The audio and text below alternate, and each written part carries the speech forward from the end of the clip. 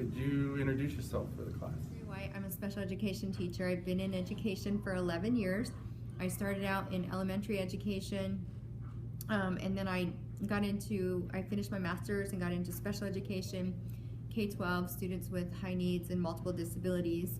And now I'm technically a self-contained ED teacher, but I typically run off of an inclusion model.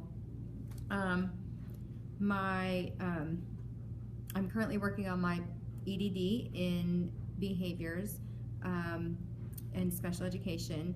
My background in behavior comes from raising a child with attachment disorder, whom I've adopted from the Ukraine, working in mental health as parent support provider, and now I do it in education. So I'm really passionate about behaviors.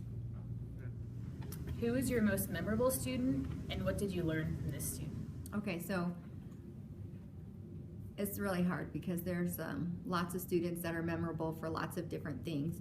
I think the student that is most memorable to me is a student that before he came to me, he was kept in a dog kennel and put into foster care and then eventually adopted with a family. So when I got him, he was still kind of barking and growling and really had a hard time in the classroom.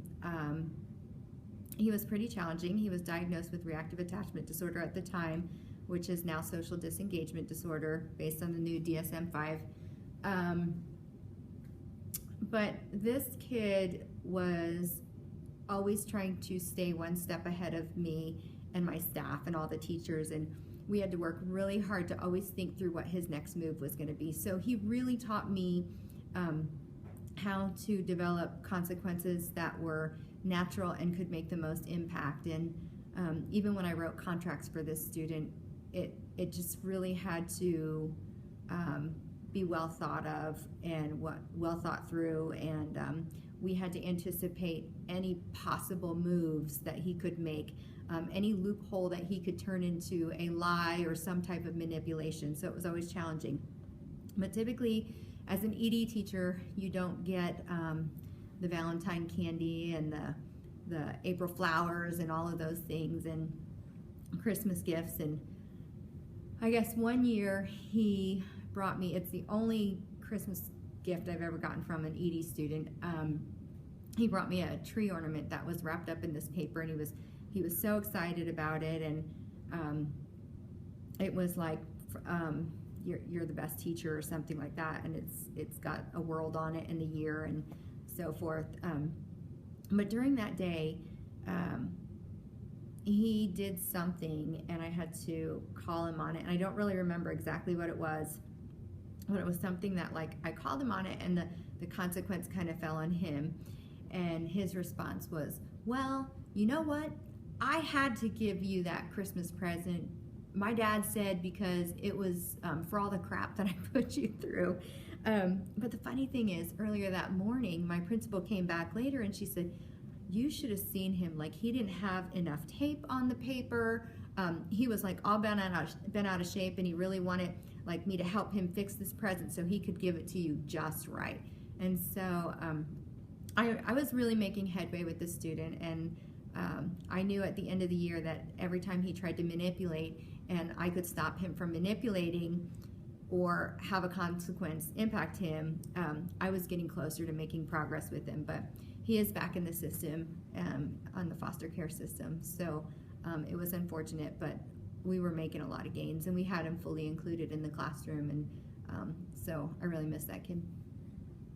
So one of the things this student taught me as well was working with his family and realizing he had parents that changed the medication all of the time. And if there was a holiday, I know the dads would come in and they would say to me, you know, he's been terrible, we had to go to the doctor, we had a med change. And I really knew that it was a lot of the parenting and the challenges that they were dealing with at home. But if I could get them to maintain some kind of consistency, even the chemistry, the chemical consistency of the medication, then I thought I could make some progress with them and develop consistencies around everything else. And so I really had to work on the parents. And one of the things that I did with this set of parents was constantly give them praise for doing a great job. And when I wanted them to do something, I would tell the parents that they were doing good at it, even when they weren't doing it. So in this case, I would tell the parents, gosh, I have so many parents that aren't consistent with medications. Whenever there's long holidays or long breaks, they change the medications, and it's really difficult to keep things consistent in the home. And I tell them, just give me a call, if you need those things. And but I told this specific set of parents that, but you guys are the only ones that are doing this for us. You are one of the most consistent parents that we have in our school, and we all talk about it, and we're just so glad that your son attends our school and is a part of our program and stuff. And it really was effective in getting the parents to stay consistent with the medication and start listening to us. And then they started seeing some of the positive results, and it was getting better for a while. So how did the student impact your career?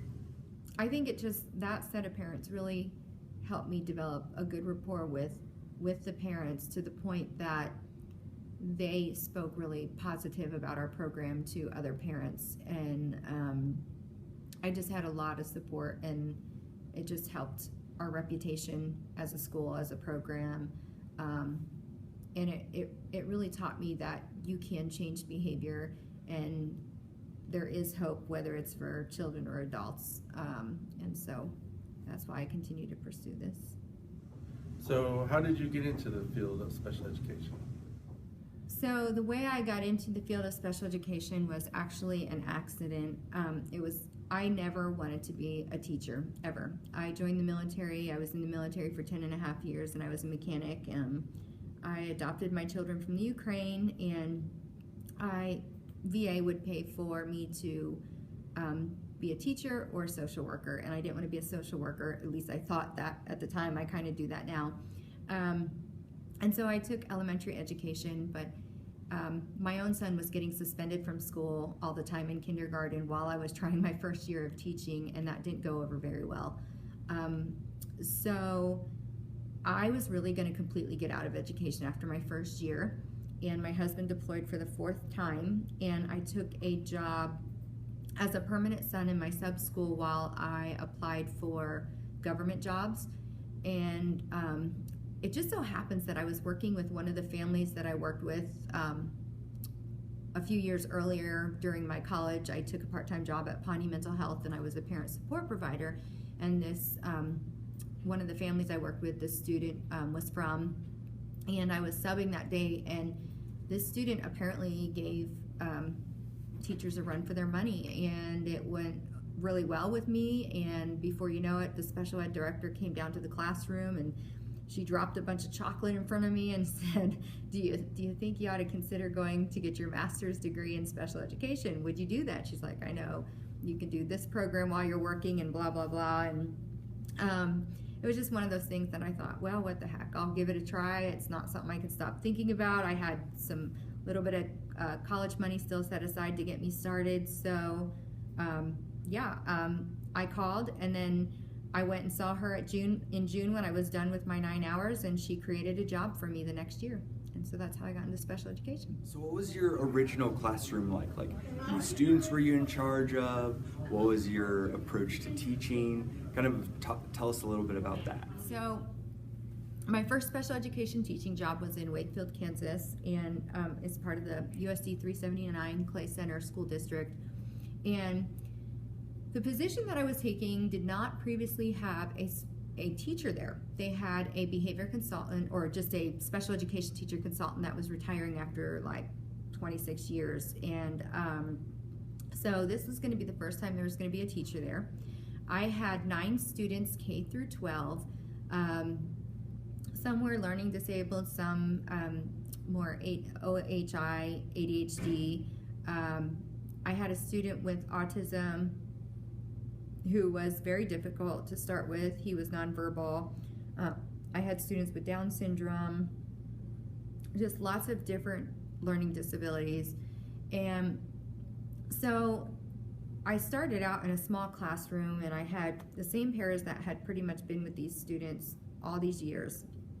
And I noticed that they were very much like doing a lot of things for the students that I felt like was taking away the independence of the student. Like the students were even like changing their clothes in the resource room, like behind dividers, and it was a really small classroom. And so the first thing I did was ask if I could have the home ec room, because I recognized that there was a huge need for functional skills. These students needed to learn how to cook, and they needed to learn how to maintain things on their own, and as many independent skills as possible. And so I was able to get the home ec room by Christmas, and I had this humongous room that I was able to set up like structured teaching. I had made 200 different shoebox activities. I didn't get a lot of money for my classroom, and there really wasn't anything left, but I had gotten on Free Cycle. It's like a Clay Center news type advertisement for like if people don't want things where you can donate them to. And before you know it, I had like so much stuff, like including Barbie dolls and silverware, like you name it. It was like all these random things. And I figured out that if I could create activities that involve sequencing, sorting, matching, that anything I could use as manipulatives for counting and things like that.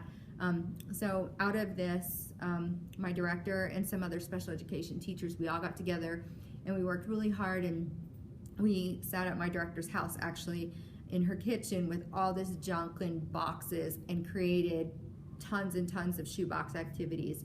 And I didn't know it at the time, but I was using structured teaching methods. They were just some things that I was picking up from different trainings through Taston. And then on Fridays, we would go to Clay Center Middle School, and I team taught with another teacher, and I taught the social skills while she taught cooking. Half of our students would be assigned to prepare meals, and that would be our lunch for the day. And then the rest of our students got social skills class. And then in the afternoon, I would take students to the pool for occupational therapy, and she would take students to recreational activities, and sometimes we would switch. And so we had a lot going on, and kids were coming from schools like all over in the area, from like Miltonville, Oldsburg, just lots of different schools, and to participate in these activities. So we quickly had to find funding, and stay on top of planning all these activities. And one of the things that we ended up doing for an activity that kind of sparked us to think about transition for our students was we made dog treats as an activity one day. And we realized that, gosh, even our students that can barely move their fingers or their arms and they're wheelchair bound, they might not be able to speak. There's things that they can do, even if it's like using their hand and pressing a label onto a package. Like, we brainstormed all of these things together. And so before you know it, we had this dog treat business, and that led to us getting opportunities to having students out in the community in grocery stores selling these dog treats, and then they've got opportunities to work in the stores. And so I don't know, I'd say by 3/4 of my first year, we had kids all over the place, and we're managing them with staff, and they were developing skills faster than it seemed like we could keep up. So back in my classroom during the week, pretty much like I had different stations set up for my students, and it addressed their individual needs. Like if they had academic needs, then they worked in a certain cubicle for like academic tasks. If they had life skills things, I had greenhouses set up, jobs, different picture schedules. Like nobody's area looked the same in my classroom, so everything was very different. But we also still worked like one-on-one on academics. I did have a student diagnosed with, or I should say, I identified with having Asperger's, who went into the general education classroom. And so I could go and get a lot of her work and bring it back and modify. And then some parents like wanted their students to be in the classroom, and so we had activities taken in the classroom. I wouldn't say that that was my best move because I don't know that there was a purpose for it other than social skills, and I would probably do some of that a little differently now. So what are some of the policies or the people or the big ideas that have had a big impact on your career as a special education teacher? I really think it was creating dog treats and creating a business, because it really kind of helped me branch out with the concept of transition. And even now, in working with students with ED,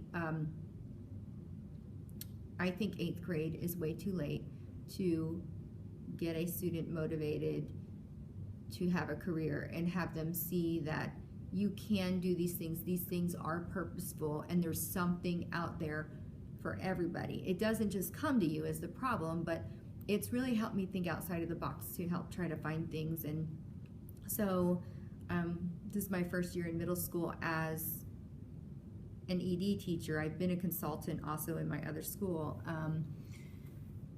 But now that I really see that the policies for extracurricular activities and these outside opportunities, like our students are often limited because they might not be able to afford, some of the pay to play policies. They might not make eligibility. We have very few, and they might typically demonstrate behaviors that interfere with their success in these activities. And I really think those opportunities are crucial for them to feel successful socially, develop a purpose for coming to school, and being successful in society in the future. And I don't know that for sure directly tied to students with ED, but we do know that extracurricular activities, it does show that there are positive outcomes socially, academically, and career-wise for students that can participate in those things. So I think those policies they really drive me to develop a different direction with my students. And even here, I've taken all of my students and put them in some type of elective activity.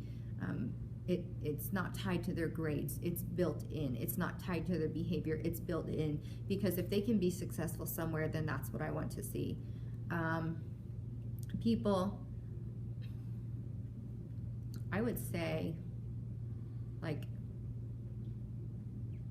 who's been the most influential would probably be my first special education director, because she was just open to ideas and supportive and got on the ground and gave me direction, but let me grow and see what my students' needs were. And she sent me to a lot of training so that I could learn what was out there that was research based and supported our students' needs as well. But she wasn't afraid to think outside of the box, and I had an opportunity to see a director doing that. And she didn't go along with everything that we said, or every idea that we came up with, but she really helped us shape those things so that they fit the needs of the individual student. And she was willing to go all out for an individual student, and I think that's important. What has had the biggest positive impact on the field of special education and the biggest negative impact? I would say one of the biggest positive impacts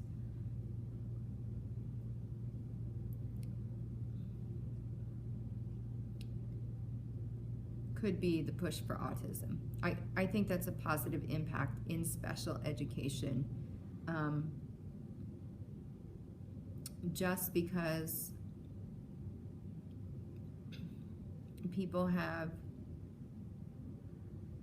I don't think it's always positive though, but I think it's a positive start to show that a student identified with autism